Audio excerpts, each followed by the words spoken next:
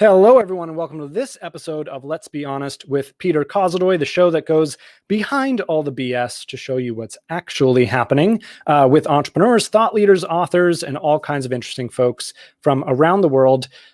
Listen, most of you at some point or another have had to confront a belief that you have. Sometimes it's self-limiting. Sometimes it's something you need to convince yourself in order to reach the next level.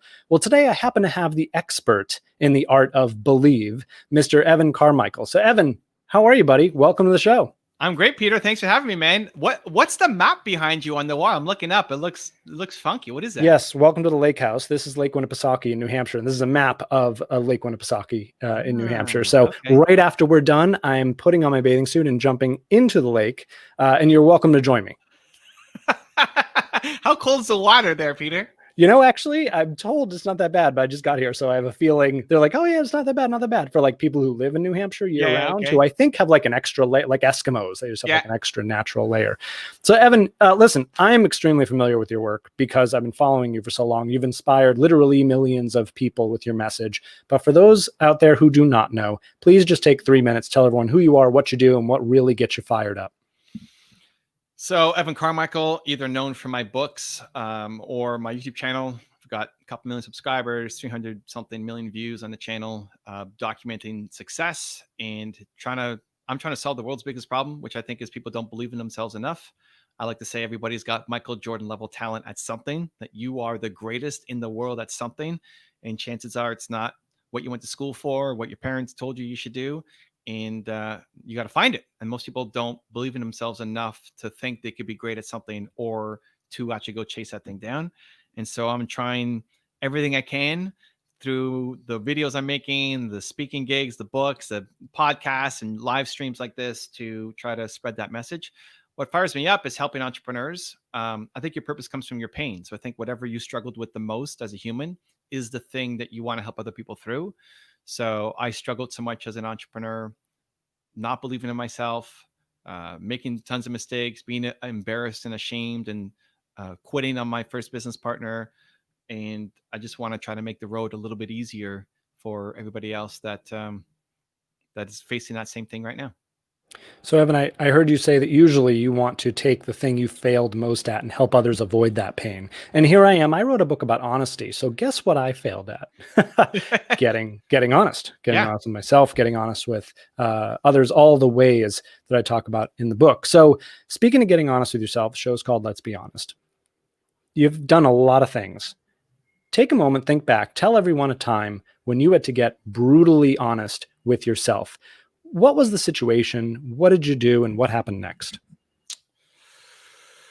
I think about when I broke my neck. So I was on tour last year. I did 23 cities, 90 days, a speaking tour, and I broke my neck 2/3 of the way through and had a concussion and compressed my spine and broke my neck in 2 spots. And that entire trip was actually the place where I had to be more honest with myself. I did it because my biggest fear is disappointing people. My biggest fear is that I'm going to get up on stage or I'm going to do some show and disappoint people, that I'm not going to have the answers, that I'm going to, make a fool of myself. I'm not going to bring people value. And so I said, in order to try to crush this, I'm going to go on tour and face my fear every 4 days in a new city. Let's go. And then about a third of the way through that, that wasn't a fear anymore. But in my head, what I wanted to do was I wanted to go ad lib. I didn't want to have a structure. I didn't want to have a memorized kind of presentation. And again, I was afraid. I was afraid that it's a 3 to 4 hour seminar. What am I going to talk about if nobody has questions? And every time it's coming back to just that honest conversation with myself to say, if you're afraid of something, you have to go do it. So we started doing that, and that ended up working out. And then the last month of the tour, I broke my neck, and my campaign manager, my agent wanted to bring me back and said, okay, when you coming home? Like, well, I don't want to come home yet, because I think the tour could be healing for me. Being with entrepreneurs is healing for me, to help me recover from this, as opposed to me just lying at home in bed. And it's a constant, honest conversation to try to lean in and say, I got to listen to my intuition. I got to try to do this thing, and that being afraid isn't a good enough reason. And that's that's a constant theme in my life. Whenever I'm afraid to do something, it means I have to go off and do it. And it's the combination of me telling myself that I do difficult things, as well as focusing on service, of trying to help others, that it's not about me, it's about helping somebody else, that gives me the confidence to actually then listen to the honest conversation. Because step one is having the honest conversation with yourself. Step two is actually having the courage to do the thing, which I think people often find really difficult as well. So, Evan, I'm going to go off script with you for a moment Yes, because I know you can handle it. my favorite. Let's I get go. when I'm doing shows like this from speaking, I get asked like, but I don't. I know I need to get honest with myself, but honestly, I don't even know what I want to achieve. I have a theory about that, which is that it is actually not possible to figure out what you really, really want unless you just go out there and start running blindfolded through the forest and hit some trees. What do you think I'm right? Do you think I'm wrong, and why? I think you can have a guiding light, which I would call your purpose. So, so your purpose comes from your pain, right? At least in my language, your purpose comes from your pain. Peter wants to spread more honesty in the world because he wasn't very honest earlier on in his life, and he wants to save future Peters, because there's lots of people who currently are doing all the dishonest things to try to get ahead and are slowly hating their lives. So you can know that as your guiding light. That's your mission. That's what you want to accomplish. How you do it will take many forms. So that purpose will be guiding you forever. You'll be 120 years old, in some old age home, and you'll still care about honesty. You'll still be trying to, as long as you have the cognitive ability, you'll still be trying to spread honesty and want people to live more honest lives. No matter how much you talk about it for the next, 8 decades, you still won't touch everybody. So it's this ongoing mission. But the how you go off and do it will change many times. You wrote a book, which I have, by the way. It's awesome. And I don't know if you're doing this for everybody or this is just special for like the pre people, but Just the special letter, people. the letter with the seeds. It's just special. So he sent this letter. Inside is a letter thanking you for the book and what it means, everything. But then there's these seeds that are inside the paper, but then you can cut up and plant them and see them grow. Anyway, I thought that was a really cool addition to it. But Thank you. We put a lot of thought into that. I appreciate it.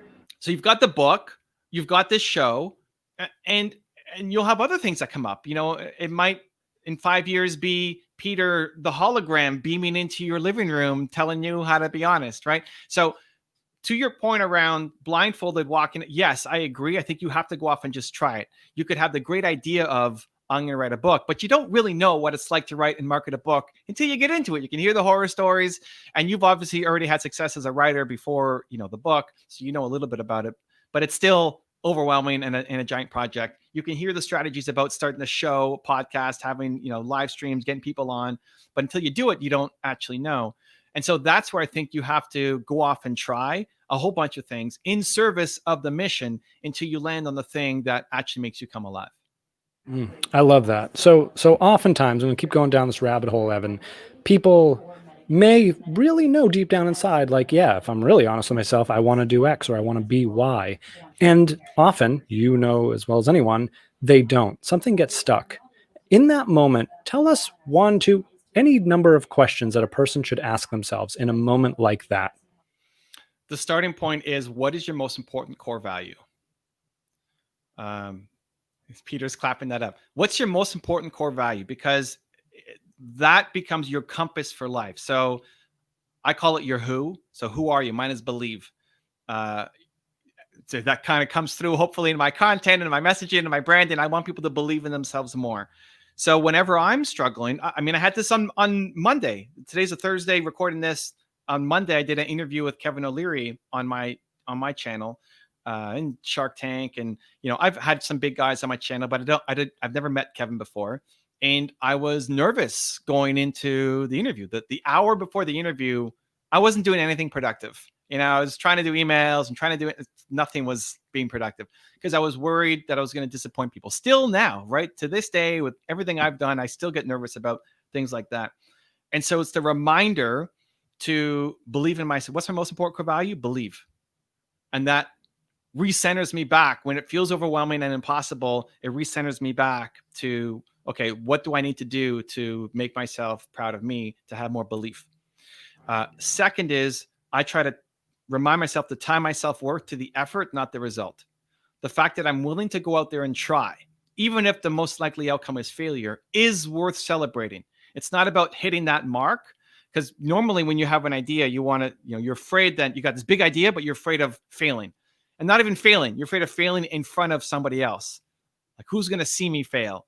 Not, do I just fail? Because you'll sing in the shower, but you won't sing on the street corner because you're afraid of failing in public.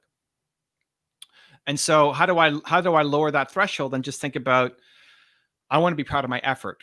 I expect to fail. I expect things not to work at the beginning, but I want to pat myself on the back for the effort that I'm putting in every day towards it. And then the third thing that I think about is service. This always helps me. Like, these three things help me. Talking to Kevin O'Leary, it's not even about me. It's not even about Kevin O'Leary. This interview here isn't about me and Peter. It's about you guys. We're here to try to serve.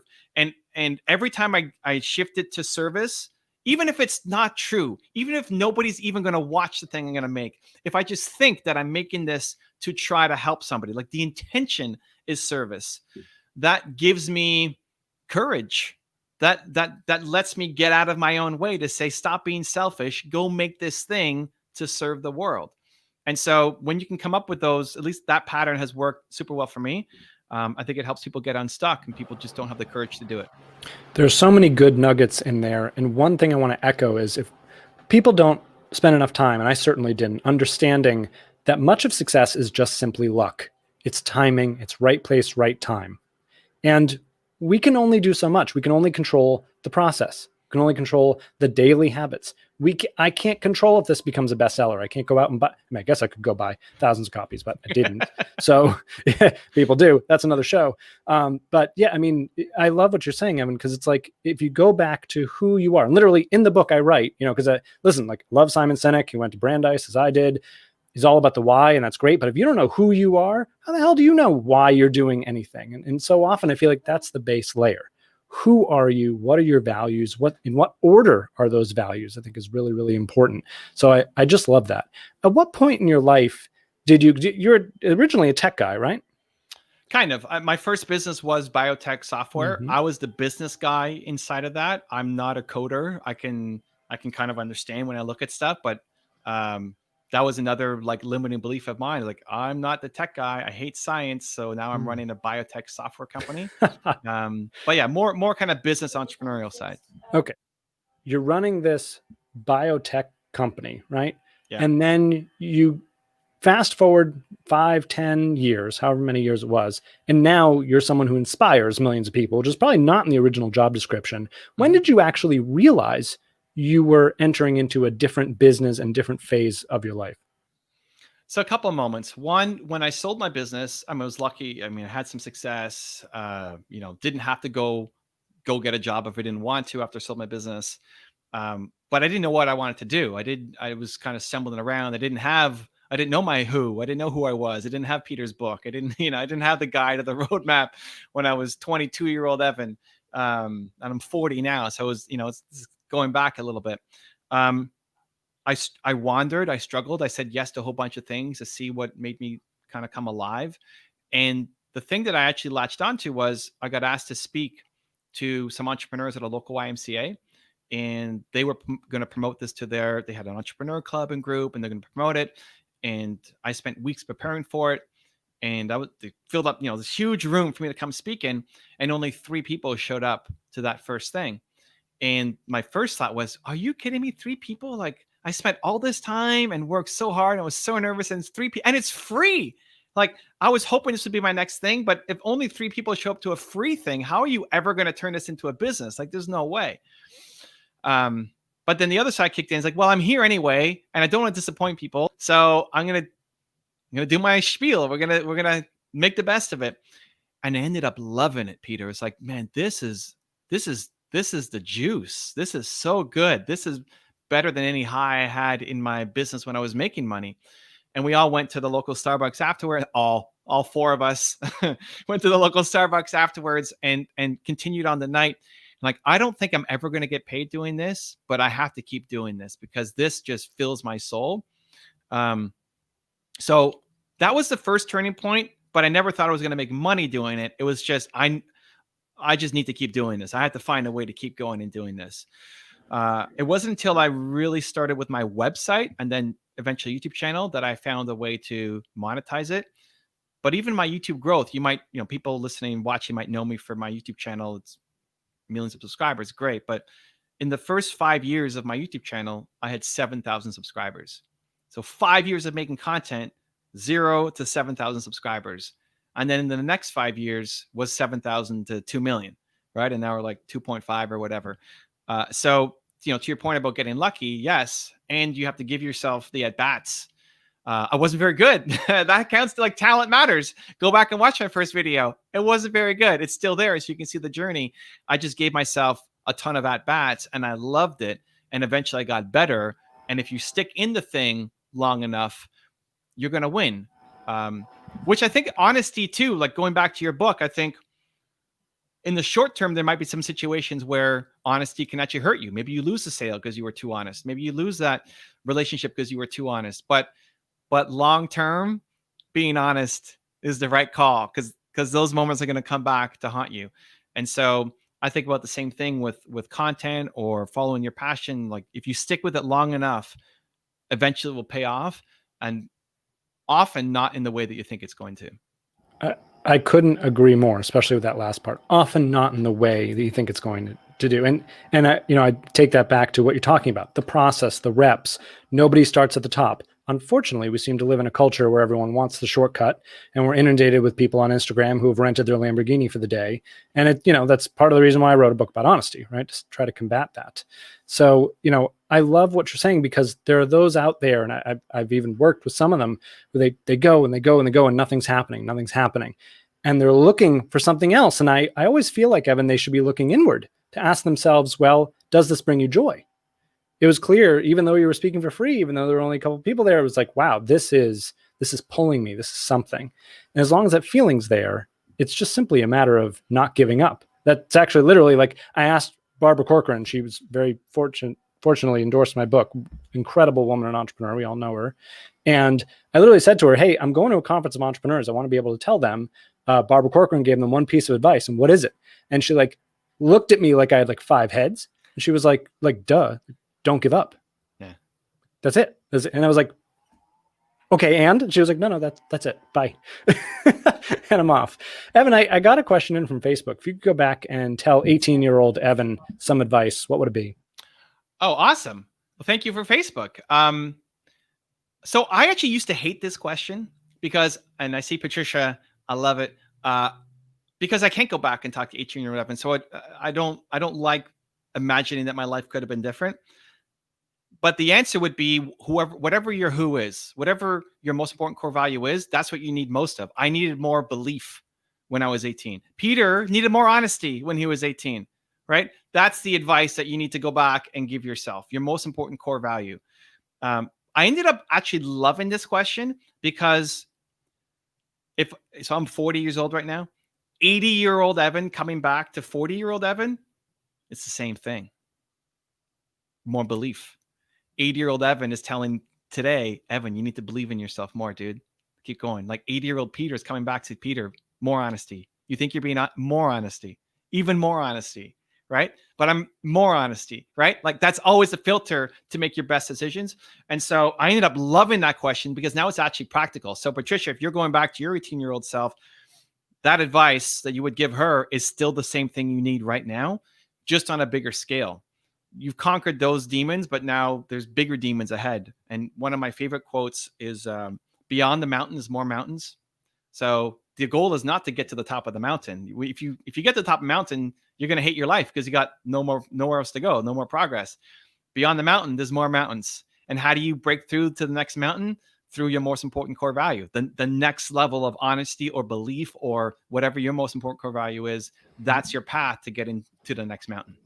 Such wisdom. People, I'm only in month 1 of the book launch, right? So many very loving friends and family have been asking me like, how's it going? And I've been saying like, yeah, fine.